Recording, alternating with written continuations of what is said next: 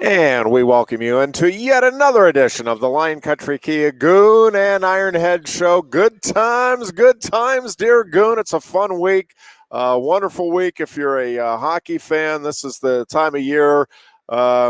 Really, I think folks generally that follow hockey closely, that know hockey, generally where you see the real contenders emerge is in that first week of March. Really, that's really when you start to see who the true champions are going to be. And when teams start losing in early March, especially to rivals, that's when you kind of know, yep, they're just teams that are going to go by the wayside here. And so that's why it's a big game between the Bruins and the Islanders. Oh, by the way, did you see that Penguins Flyers game? I did not, thankfully. Thank God I was traveling at the time. Yeah. Yes, my updates were pinging off my phone pretty good. Getting rather mad driving down I-95, but yep. Hey, it's just one game, and in my defense, you could ask our producer, Chris Bucagnani. We walked out, and I said, I hate the fact that Crosby's not playing because it just feels like when your star's out, everybody else has to step up a little bit, and they're a little bit more focused, and that's what it looked like the other night, from what I was told. Yep. No, it was they were dialed in. I will say that is an accurate description of the Penguins. They were definitely dialed in for this one. So the good news is, the Flyers win the next two. Tuesday didn't happen. Just part of the rules. A 3-game series sweep, I think, is what they. That's what I called for on Tuesday. So you may not want to go there. All that. I called for a 9-goal advantage over 3 games, buddy. Oh boy. Well, It should be a wildly entertaining couple of games for you then coming up. Oh, of course. I mean, that 12-goal differential in 2 games. Hey, I'm in. Scott Walker with the State College Spikes. You tell me, was it like the typical chippy, late, early? What's going on here? Yeah, there was. It was a little chippy. I don't think nearly as chippy as what tonight and Saturday are going to be, but it was a little chippy. I like it. I think it's only going to increase. Really, there were some opportunities there. Well, I guess both teams. I guess probably every hockey game you look back and say, "Oh man!" But thought the Penguins should have had a couple more. Really. So we'll see. We'll see what happens. It is fun having this little.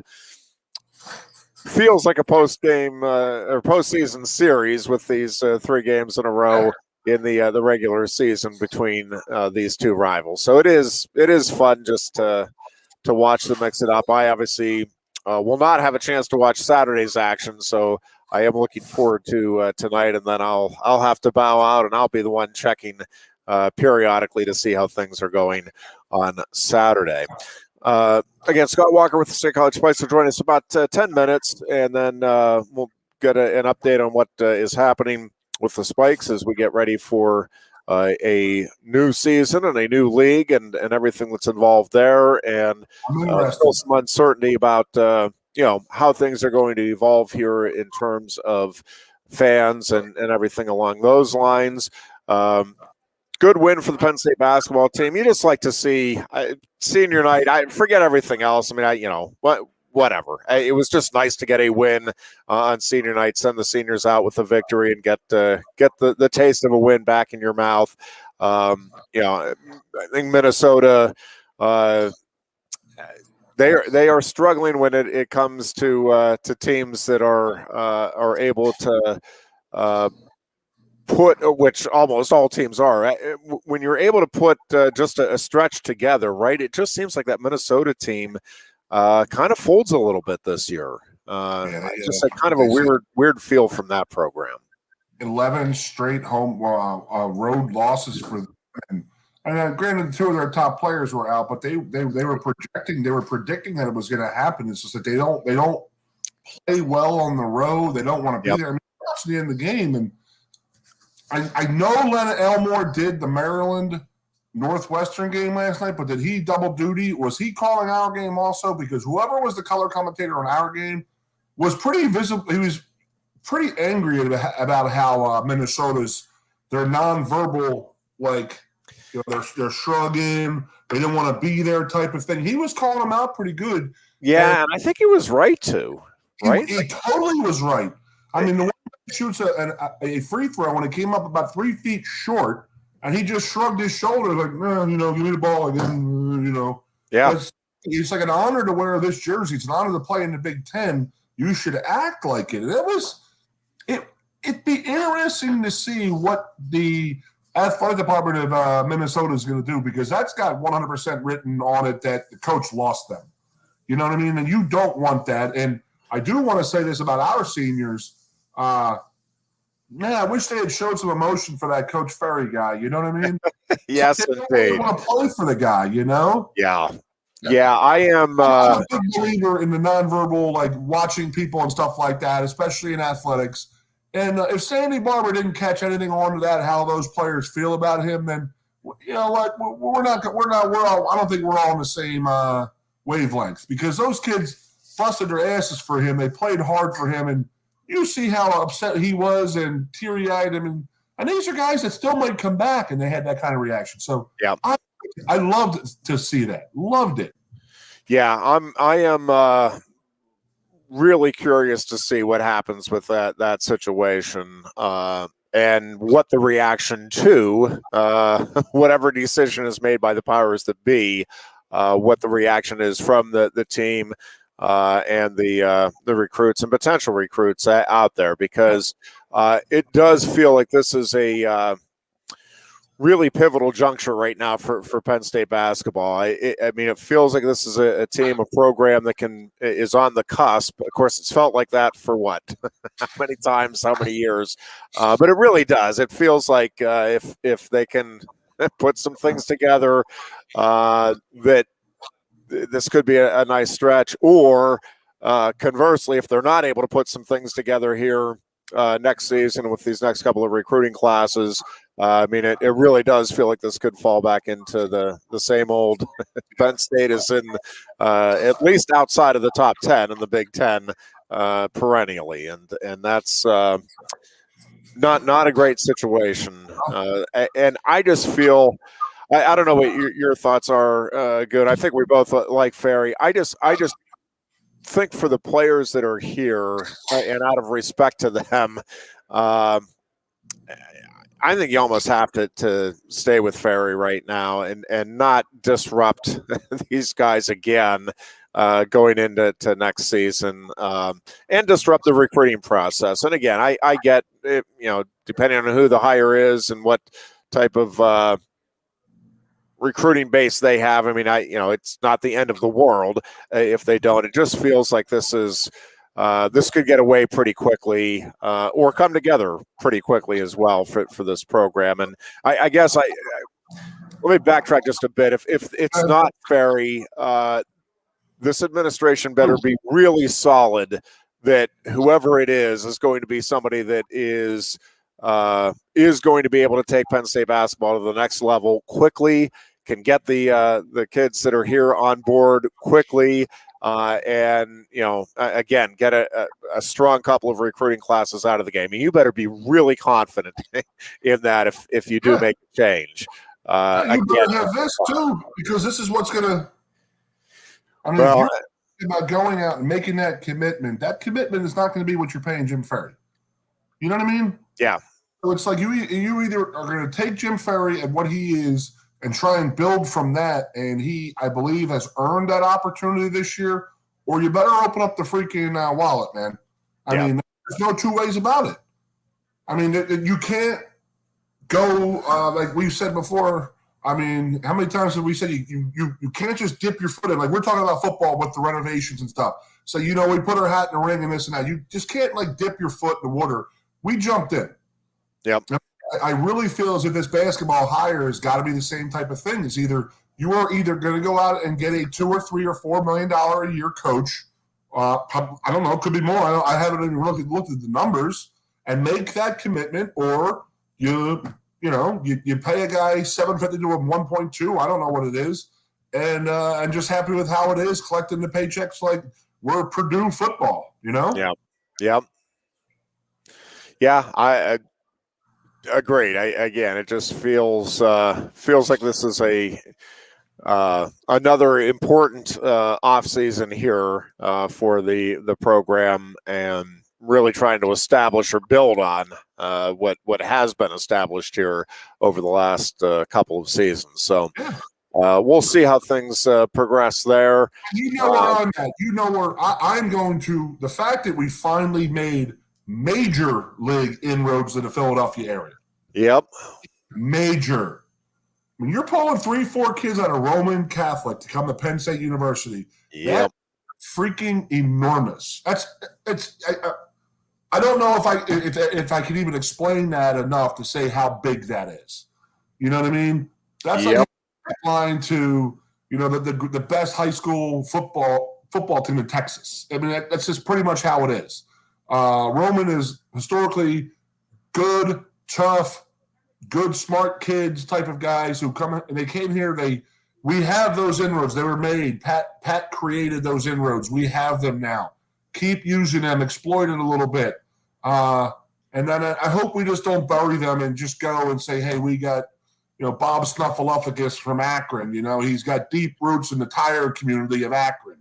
I mean, come on. I mean, I'm a Philadelphia kid, as you well know. I mean, I'm going to tout it and celebrate it. I mean, we finally have gotten those inroads made. I've asked I became a Penn State student in 1991. Why do we not have more Penn State kids, or Philadelphia kids, excuse me? And we finally started getting them, and then, we burn a few bridges. I hope we don't burn them all. Yeah, I'm with you. And again, it seems like it's just the right fit right now for this time, given all of the other circumstances that have occurred here within the past year. I just think at this point you kind of owe it to Ferry to give him a shot to see what he can do in a so-called regular season and see what can happen. With that said, I don't know who the hell that team was on the court last night shooting, but if they were here all season, my God. Yeah. I mean, that was unbelievable. It was. The right before half, the steal, and then the 3-point, just absolute dagger in Minnesota's spine. Beautiful, great play. But I don't know if you watched the post game, but Jess Settles was the post game guy in the Big Ten out in Chicago doing the post game analysis, and he was honest, and he said, "I'm telling you, this team can make a little bit of a run here in the Big Ten." So, you win your last 2 games here, like we talked about a little bit. Do they get 2 or 3 wins, and now they drop down and play in Nebraska, and then they sweep over, and then they play I forget who it was supposed to be, but a team that's beatable, and then they would go into the 4th day possibly playing Iowa. And we've proved that we could beat all of those teams. So, I don't know, man, if that team shows up. The concern for me still is when it comes to the tournament is, again, just the lack of depth in that team. Again, I just I guess it depends how you define a run. I mean, I can see them winning getting an upset, right? I mean, winning the first couple of games. I just think it's going to be really hard.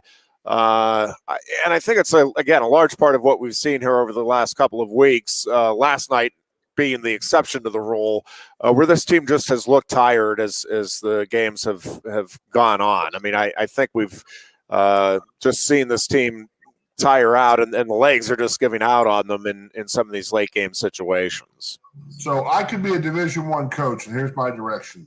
Let's get up by 26 in the first half. There you go. In the second half, you don't use your legs that much. Yeah, that's like the I'm in. I'm available to coach this basketball team. Yep. The old bit about how to become a millionaire and not pay taxes. First, become a millionaire, and then hire great tax lawyers. We'll take a break here. When we come back, we will be joined by Scott Walker with the State College Spikes as we continue with more from Quaker Steak and Lube of the Lion Country Kia Goon and Ironhead show. Lion Country Kia is offering exceptional deals on your new Kia during Kia's Command. Hi. Lion Country Kia is offering exceptional deals. Hi. How are you? Lion Country Kia is offering exceptional deals on your new Kia during Kia's Command the Season event. We have a nice selection on the 2021 Kia Sportage with various options and prices as low as $26,800, saving you $3,000. Or if you demand big power and towing capacity, slip into one of the 2021 Kia Sorrentos available on our lot, starting at $32,680. Discover why Kia drivers throughout the area come to Lion Country Kia or visit online at lioncountrykia.com. Introducing the new dusted Ghost Pepper at Quaker Steak and Lube. 11,700 SHUs of fire dusted on award-winning wings. Try it, or are you afraid of the heat? He's not getting that car in there. No, sir. Hey, look at these two troublemakers. Johnny, how are you? Wicked car, is that new? Yeah, it's a Sonata. Let me park it. Oh, you're not fitting your car in there. Chris, stop being a smarty pants, all right? Look who's got Smart Park. Even Bruiser can park it. Just hit the clicker. I can park it anywhere. Beaver Stadium? Parked it. Even the Jordan Center? Parked it. Even Medlar Field? Even Bruiser parked it. Hey, you can't park there. He's got Smart Park! Wicked smart. Blaze Alexander Hyundai. It's wicked smart.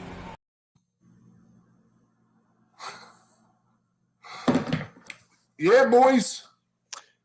And we welcome you back in once again to the Lion Country Kia Goon and Ironhead show. We'll bring Scott Walker over here and let you put these on. My man with the State College Spikes as we continue on our Thursday edition here from Quaker Steak and Lube. Dear Goon down in Carolina. How is Carolina, by the way? We never did ask you how things are down there. Do you want to know? I really do. You really want to know? I really do. It was 69 degrees and not one cloud in the sky today. We sat on the beach for 3 hours. We actually got a little sunburn. Nice. Very nice. It was beautiful. Absolutely beautiful. So like 69 degrees right now is like 88 or 99 degrees in July, I believe. Beautiful thing. Yes, it is. Beautiful thing. Mr. Walker, we thank you for joining us. Mr. Ironhead. Let's talk a little bit about just give us an update here on kind of where things are this an unusual year, and this will be an unusual season, a little different season anyway. May be very different, but to just give us an update on kind of where things stand right now as we are hurtling toward another season. Organized chaos. I don't know how else to put it. I mean, we're going to have to prepare for the most unique season in player development baseball history. Yes. And the most in the least amount of time. So it's fun. What I guess what are the give me an idea. I mean, I know you're all over the place right now in terms of your time, but what is taking the most of your time right now in terms of trying to get this thing ready for another season, for another summer? Well, so we saw the announcement on Monday from the governor's office that capacities were raised to 20%. Yes. That's great, but that's probably not going to, do it for us come May 24th. So we're keeping a very close eye on that. I anticipate capacity restrictions to, only get better. Yeah. As we get closer to spring and warmer weather. So my gut, my anticipation says we're probably going to land somewhere at around 50%. Capacity for outdoor events starting, hopefully at least in May. I've heard rumors maybe April 1st we could see some more announcements. So one huge thing we're going through now is just the logistics of a season in the middle of a pandemic. Well, hopefully the end of a pandemic. Yeah. But, we have to create seating manifests for the seating bowl and anywhere in the ballpark, really, that safely distances folks for when they're sitting in their seats. And, you have to keep 6 foot. So we're talking about, we have to skip rows and we have to skip seats between different pods. So we need to figure out how do we seat all of our our wonderful season ticket holders? How do we seat them first? Yeah. And then how many people can we actually fit in the ballpark 6 feet apart? And how many different pods of people are going to be, somebody coming to the ball game by themselves, a 2-person pod and so forth. And I'm hearing you can only do up to 6. So it's a game. It's an unbelievable game that you have to play, and you don't know. So you have to be prepared. Let's say, for example, let's say May 31st to June 1st. Let's say the capacity restrictions are adjusted.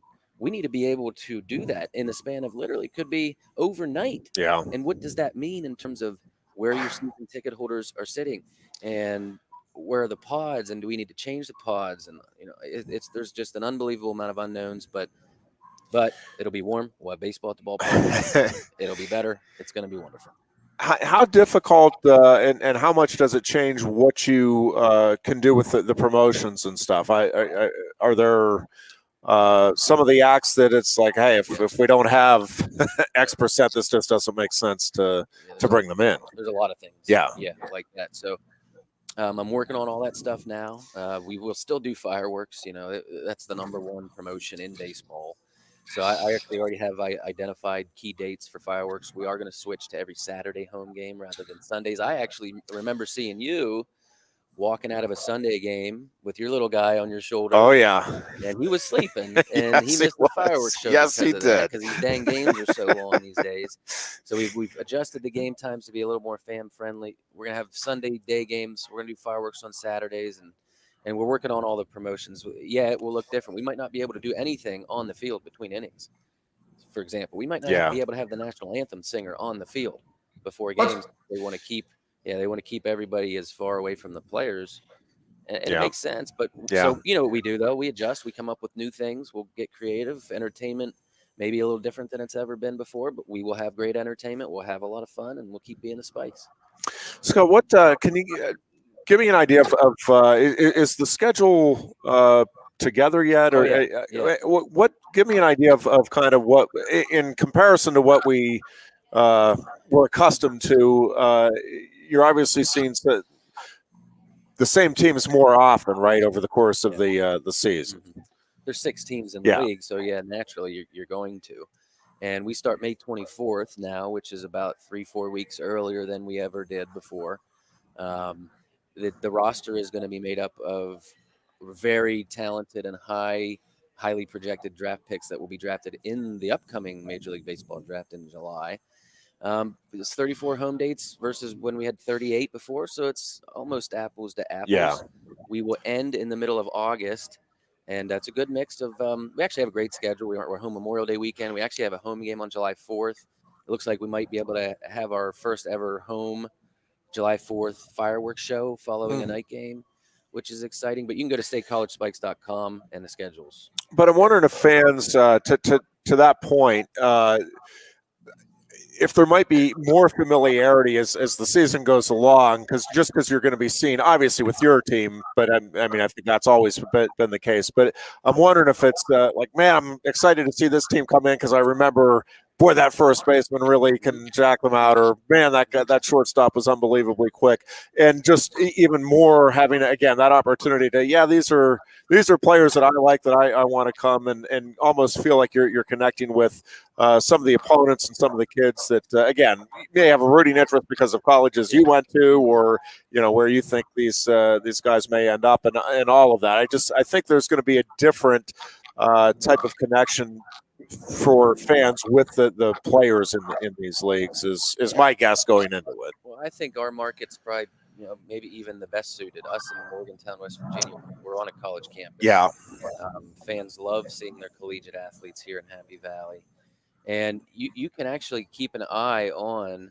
players that have already been announced that are going to be part of the Major League Baseball Draft League. You can go to our website, statecollegespikes.com. It'll link you to Prep Baseball Reports site, and on there they're doing all kinds of these player spotlights.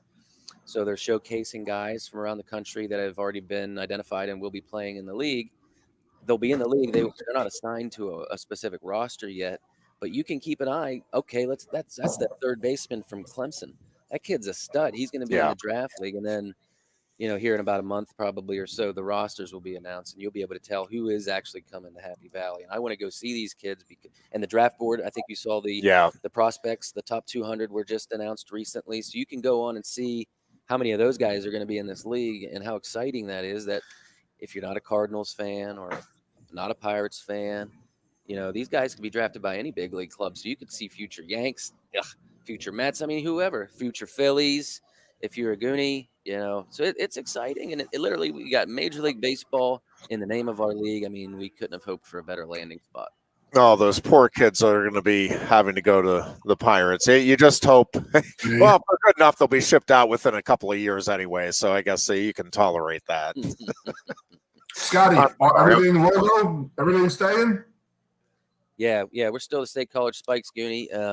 I mean, you see a lot of teams doing some crazy stuff these days with name changes, and Jacksonville, Jumbo Shrimp, and cakes, and all kinds of different stuff, sock puppets. So I wouldn't rule that out for us in the future, but I think the Spikes has a really, really good following and very well known, and I'd hate to, give that up at the same time. But yeah, you never know down the road, what could transpire there.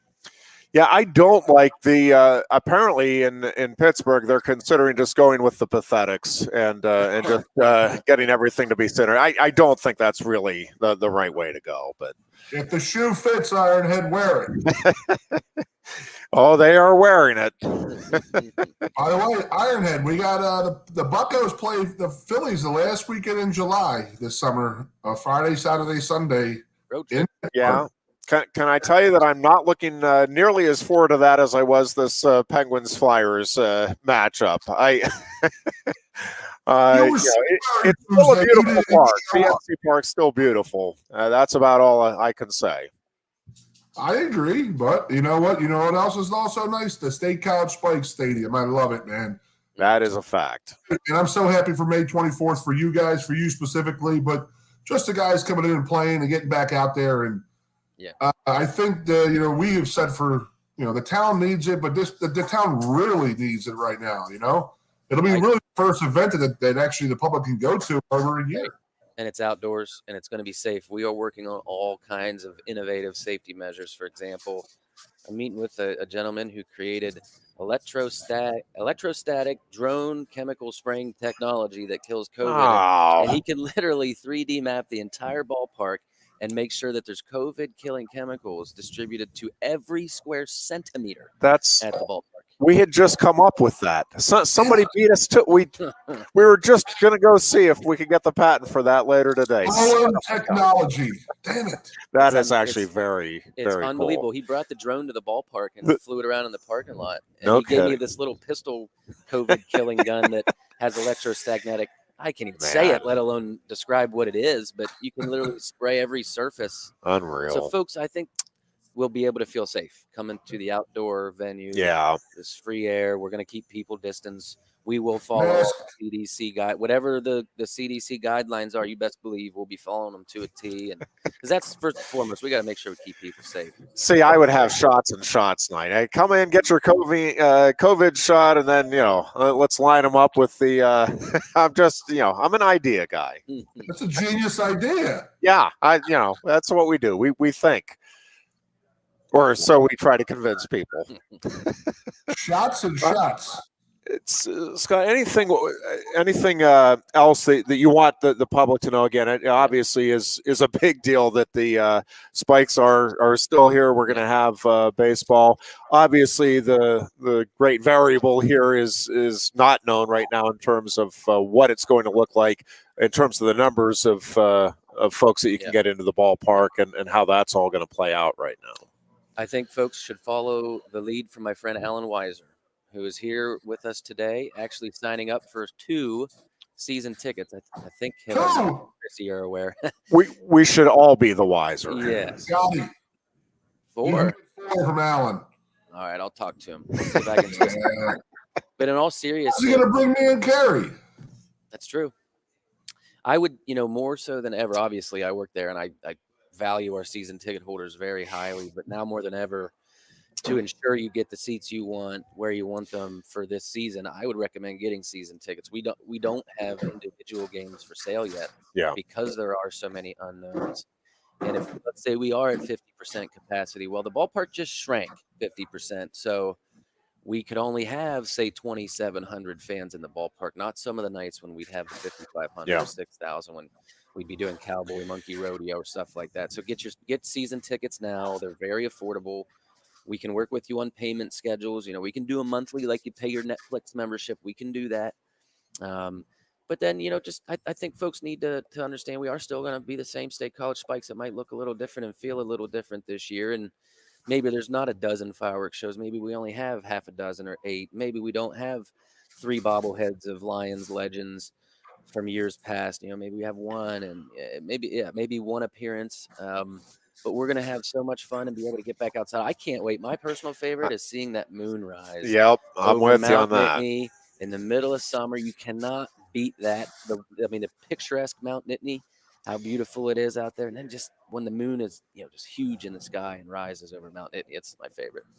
Scotty, food-wise, has there been any regulation changes and all that, or is it just still going to be this food available? Is there anything discussed? I think if you go to a restaurant right now, you see everything's individualized. So there probably won't be a condiment cart, for example. Okay. If you're part of a picnic group in the picnic area, you probably will be served your food so that 200 different hands aren't touching everything. So ketchup, mustard, we come in packets, salt and pepper packets. We got to be very careful with fountain sodas, for example, and draft beer. But we can safely do it.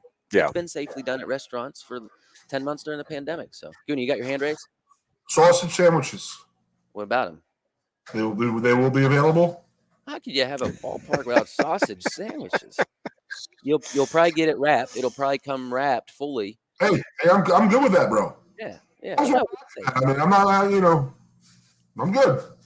I don't want a guy throwing something in the microwave and ripping it out and handing it to me. I want to see that thing fried up in front of me. I love it. That's the best thing. The smell of that ballpark is the absolute best. When you walk in there and you got the cinnamon roasted nuts from Nuts for You, my friend Jerry Long. Yes, the popcorn.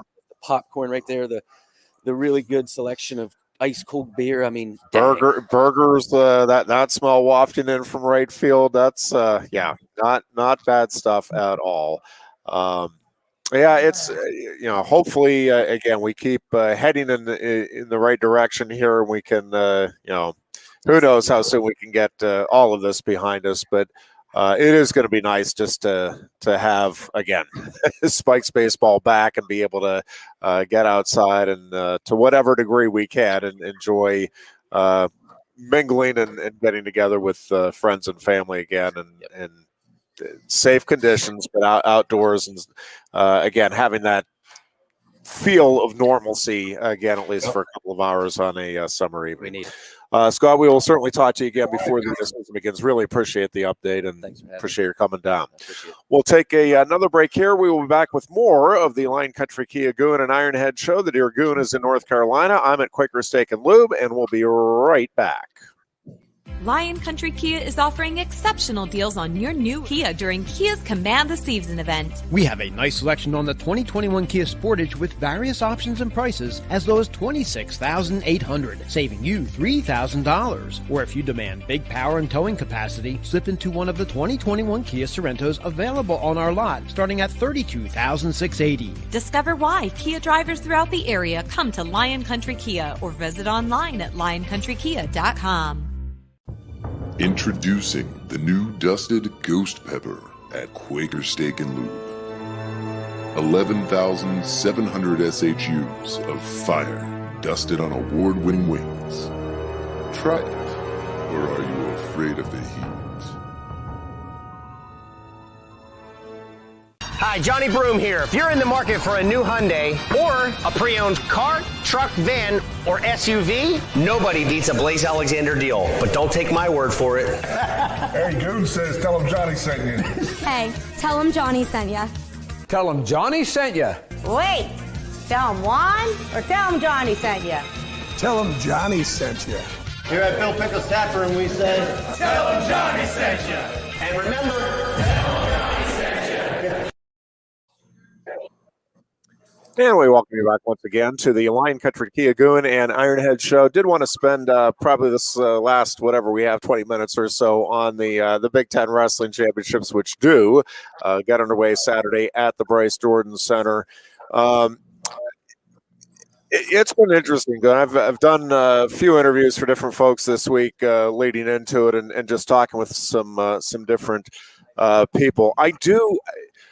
It is such an unusual situation here for Penn State where I think everybody knows that Penn State has some kids that are seated lower than what they should be, and I use "should" in air quotations. It's not. I'm okay with how the seating. Again, you have a very limited. These are freshmen, and you have very limited sample size. So I'm not saying it's unfair or that anybody with the seating committee. And again, some of them may change a bit. I will see how it all plays out in the seating committee meeting tomorrow before the brackets come out. But I don't think many are going to. They may not change at all. It's not going to change much anyway. But Bo Bartlett is, to me, clearly a top 6 guy, even at 149 for as undersized as he is. I think Greg Kirkley, most folks are expecting to be in the top 3, even with his limited time on the mat here recently. Robbie Howard, the 11th seed, and I think he's certainly going to finish higher than that. Again, I don't. Whether that means 8th or 9th or 4th or 5th, again, we'll wait and see how it all plays out. But going through the rosters, you have for Iowa, and Iowa is rightfully the prohibitive favorite. But you have 6 seniors, 2 juniors, and 2 sophomores for Iowa. No freshmen in that Iowa lineup, and then you have Penn State with the 6 freshmen. And then just the 1 senior, along with the 2 juniors and a sophomore. And so you have 7 underclassmen for Penn State, 8 upperclassmen for Iowa. And again, it's rightfully Iowa is the favorite. I think it is going to be fun to see how this team responds, not just this weekend, and regardless of how it plays out this weekend. I think, again, for the young kids with Penn State, it's just every experience they get right now goes into the vault, and you're able to pull from that moving forward. And I think, we've seen it pretty consistently under Cael, and I think we've even seen it this season. I mean, Robbie Howard's a better wrestler now than he was 3 weeks ago. I think up and down the lineup, you can say that about these kids. And I just think it's fun because Penn State is, for one of the very few times, really since 2011, in a position where I think they can surprise, at least by the seeds. Again, I don't know that the wrestling world is going to be shocked if Penn State wins it. But, I mean, it's certainly, if you go by the seeds, I mean, it's not close, right? I mean, Iowa has 1 and 2 seeds all over the lineup. And Penn State has. I'm going to cut you off there. There's a lot of this to do with the lower rankings, a lot to do with the missing matches. Yeah, they don't have enough stuff on paper, enough product out there for people to look at. Correct, and so you almost have to fall back on. I mean, you're trying to look at this season and be as fair as you can about what kids are doing this season. But again, if you haven't faced each other, and one kid is a freshman, he has 3 bouts, and this kid is a junior, and he has 7 bouts, and he's 6-1, and this kid's 3-1. I mean, what are you going to do with that if you're the seating committee?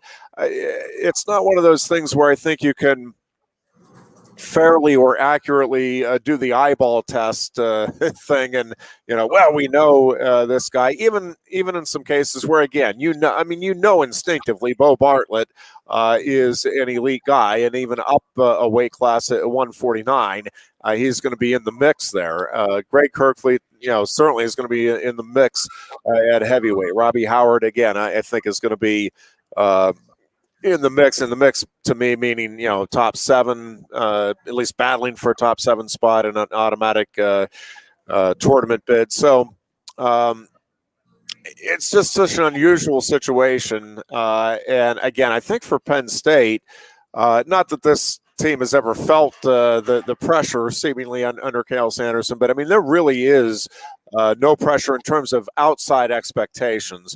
And again, I really don't know that that changes anything from the mindset of what the program is doing, but I do think from a fan's perspective, at least, it does change a little bit, where it's like, man, if you can go out and win it, wow, all the more power to you. But if you come in second or even third in Big Tens, right, and especially if you can qualify 9 or 10 guys for nationals, I think you're more than okay with that, knowing what this group is going to be doing down the road. It almost just feels like a free year, which again I get in many ways it is, but it's a free year to just hey, let's go see what happens. And again, there's just so many potential bouts from the quarterfinals in here that I think have a chance to become, those legendary moments in Penn State wrestling lore here. So I'm really looking forward to this tournament and just seeing what these kids do. I think they'll go out and compete. Now, whether or not, like a Greg Kirkfleet, if he does get matched up with Mason Paris in the quarterfinals, I think Greg will match up well with him, but can he beat him? I don't know. If he does, again, legendary start to the career. But even if it's, like a 6-4 loss, I think you feel good about it. And hey, all right, let's build on that, see what happens in a couple of weeks. So I think that you're wanting Penn State, if you're a Penn State fan, you're wanting Penn State to win. You're wanting them to get 10 through to nationals. But more than that, I think you just want to see these guys compete, see exactly where they're at with some of the top kids in the country. So many of these weights this year, Goon, you look at the top 3 seeds in the Big Tens, and it's the top 3 ranked kids in the country at that weight class. And I think, again, it's just going to be fun because I don't think the results, good or bad for Penn State, by the way, like, Carter Starachi has a couple of tiebreaker victories over, Caleb Romero and Logan Massa. I mean, it's not far-fetched to think that those could be reversed this weekend and then be reversed back at nationals. I mean, I think at a lot of those weight classes, I think the top 3 at 141, again, could finish in any order this weekend and then could completely flip that order potentially in a couple of weeks. Same thing at 33 and up and down the lineup. And again, to me, that's what's just going to make this a lot of fun. And for Penn State, Iowa in particular, not having that dual meet this season, I think does just add to the intrigue now surrounding these potential matchups throughout the tournament. And again, many of them we may not see. 4 or 5 of them we if you're Penn State, you're hoping you see in the finals because you're certainly expecting Iowa's kids to be in the finals at those weight classes. All right. I'm going to be the idiot non-savant of the wrestling world. I'm going to lean on the Ironhead. I mean, me and Booch talked on Tuesday. Does Iowa have that old school Big Ten mentality, like we got to win the Big Ten title, we got to win the Big Ten title, and they do everything in their power to win the Big Ten title, and then they sort of poop the bed a little bit when it comes to nationals? Because I don't think so. I'm looking at is Cael loves. He gears these guys towards the national titles. Yeah. I mean, obviously you want. I mean, you don't win a Big Ten title, but you win a national title. Does it matter? Right? But, I mean, I know our guys are going to go out there and wrestle their butts off to do this, but tell me, does Iowa like that to you? Because I've been with you for 3 years now, and the Brand Brothers never changed. They seem they wired so tight, it just seems to me that they are. I will say, I do think it has changed a little bit in the last couple of years, and I think there's a couple of things at play. One is, we see it all the time in the NFL, right? You see what team is winning the Super Bowl, what organization is having success, and you start to see copycatting of, all right, let's bring that culture or whatever you want to call it, but let's follow that model. And so I do think Penn State's success here has other teams looking at, okay, what can we do to try to emulate that? But the 2 big things to me is, and Cael has said this from day one, and part of it is that his humility as a coach, but part of it is just accurate, right? And any big time successful college coach will tell you, yeah, I like to think our coaching has something to do with it, but it is much more, right? It's about the Jims and the Joes and not the X's and the O's, right? It is getting the high-level athletes, and Iowa has done an exceptional job the last, you go back 4 or 5 years ago now of recruiting. It really started with that, Spencer Lee, getting, you even go back with Michael Kemmer and Alex Marinelli and getting those guys in, but then Spencer Lee, to me, is the one guy who kind of brings that, what I now consider the kind of the Penn State mental attitude to it, where it's listen, we're going to have fun, we're going to go out and enjoy the process, and just be grateful for the opportunity we have. And I think, Spencer, to me, has had more impact than any other individual as a student athlete in a program.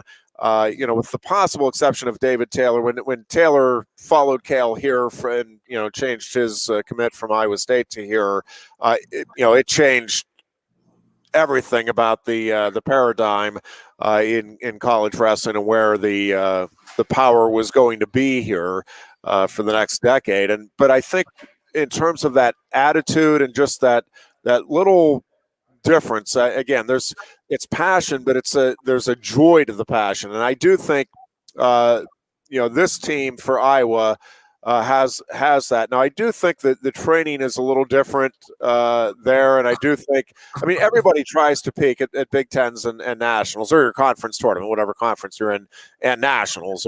That's every team is trying to do that. Exactly how you do that successfully, again, has been debated, and Penn State has certainly had a formula that has worked here for the last decade. But I think this is a supremely confident Iowa team going in. And again, why wouldn't they be? They've had nothing but success over the last 2 seasons, and some of these guys have had to grind their way to that. And I think there's something to be said for that too. Spencer Lee's been successful, obviously, all the way through. But I think when you have guys that have had, Michael Kemmer has been largely successful, but he had the setbacks with Jason Nolf, and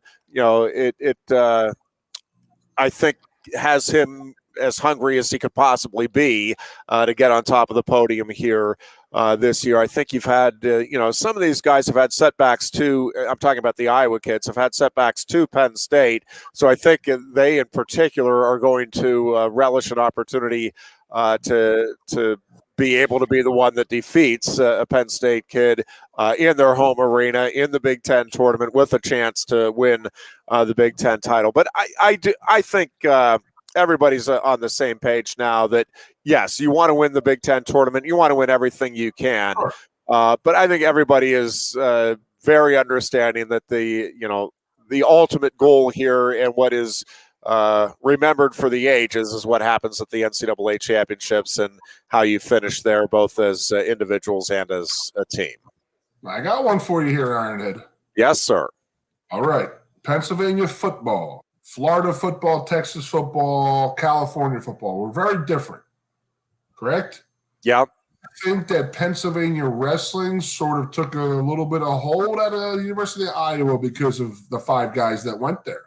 Yeah, I think that has I think that has changed a little bit the style of wrestling, and I think for the better. I think some of the Spencer Lee, again. If you like wrestling, you like watching Spencer Lee compete. That dude knows how to wrestle and how to compete and score. Right? If we're talking about trying to build fan interest and get the sport to grow, Austin DeSanto, again, you can love him or hate him, and he definitely has an edge to him. But man, he goes out there and he puts on a show. Right? He's trying to score. He's ultra competitive, and again, I think from a marketing standpoint, it's great for the sport. Again, if you're an Iowa fan, you absolutely love the kid, and if you're a fan of another team and he does something that rubs you wrong, again, all good from the sports perspective in terms of growing interest. But I think there are more kids now on that Iowa team that are out there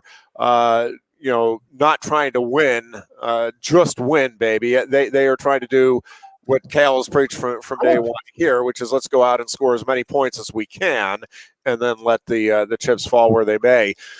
Again, to me, what's really going to be interesting, I think at 184 is the only weight where, on paper, you're expecting Penn State to have a significant point differential in Penn State's advantage over Iowa going into the weekend. Like, that's the only weight where it would seem clear-cut that, yes, Penn State should score more and probably substantially more than Iowa at that weight. at most weights, right, Iowa is favored to score more points than Penn State. But in a lot of those weights, it's the difference between the 1 and 2 seed or the 1 and 3 seed or 2 and 3 seed type of thing. But where again, I think this weekend is becomes fascinating from a Penn State fan's perspective is, listen, Spencer Lee's going to score more than Robbie Howard. I'm pretty confident saying that, so long as everybody stays healthy and everything. But, is that gap at the end of the day a 12-point advantage for Iowa, or is it a 5-point advantage for Iowa? Is it a 3-point advantage for the Hawkeyes? At 141, does Ironman win the title, or does Nick Lee win the title and get more points than Ironman does total over the course of the 2 days of the tournament? DeSanto and RBY at 133. And then you go to some of the weights, though, where there's like a wide disparity in the seeds. And if you just wrestle to the seeds, right, at 165, Alex Marinelli is going to score a lot more points than Joe Lee. But is he? Can Joe Lee, again, work his way into the top 3 or 4?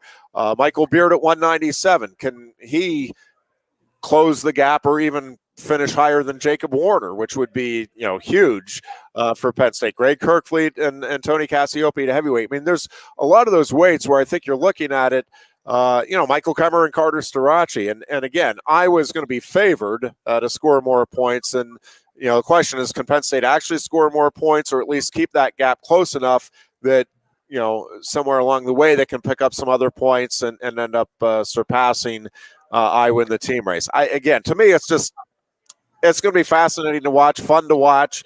And there's some other teams that could very well be in the mix. I think Nebraska potentially could be a terrific tournament team here, both at Big Tens and at Nationals. I think Michigan, Micic being out, hurts Michigan's high-end scoring potential. But, I think Michigan could factor in there for sure in the team race this weekend. I mean, I'm expecting it to be Penn State and Iowa at the end of the day, both at Big Tens and Nationals. But, at Big Tens, I think Nebraska and Michigan certainly are capable of sneaking in there and putting together a really hot tournament. And at Nationals, again, I would have those 4 teams and then throw in an Oklahoma State. And then both Virginia Tech and NC State, I think, tournament-wise, are dangerous teams. NC State in particular, I think, could be, a real threat to at least be one of the 4 teams that gets recognized after the championships. And I think that's exciting. Arizona State will be another one at Nationals that, again, I think will be vying for a top 4 finish here. And I think that's, again, good for the sport as a whole to have some other teams vying for those top honors, or at least, top 3 or 4 in both the conference and the NCAA championships. But for Penn State, again, to me, I'm looking at this weekend. It'll be disappointing to me if Penn State doesn't have each of his kids at least wrestle to their seed. And I think it'll be a disappointing tournament from Penn State's perspective if they don't have at least 3 kids wrestle above their seed going in. And again, it's just a neat position to be in, because it's not – you're used to Penn State having those 1s and 2s next to their names at the Big Ten tournament like Iowa does this time. But I think they have a lot of kids that just on talent and determination are going to be right in the mix. And again, whether or not they're able to get those signature hallmark victories this weekend, I don't know. But I think they're going to be really fun matches to find out if they can. And then regardless of how it turns out, what adjustments are made both ways in rematches that I think we will likely see in a couple of weeks then again. Last question. As the color commentator or the play-by-play guy for the wrestling program, you're hosting this week. You would have been hosting this week, correct? Yep. Would you have set something up? I mean, this is totally off from left field here, but would you have set something up for guys in your position from the other 13 schools? Yeah, we'd get together. We would get together. Yeah, and catch up a little bit. I don't know if you listened to the show from Tuesday, but we were talking about the economic impact that Penn State College is going to suffer. Yeah, Yeah, there's no question, Goon. I mean, it really is, and like the Arts Fest, like Blue White Weekend. I mean, it's certainly had it in the long list.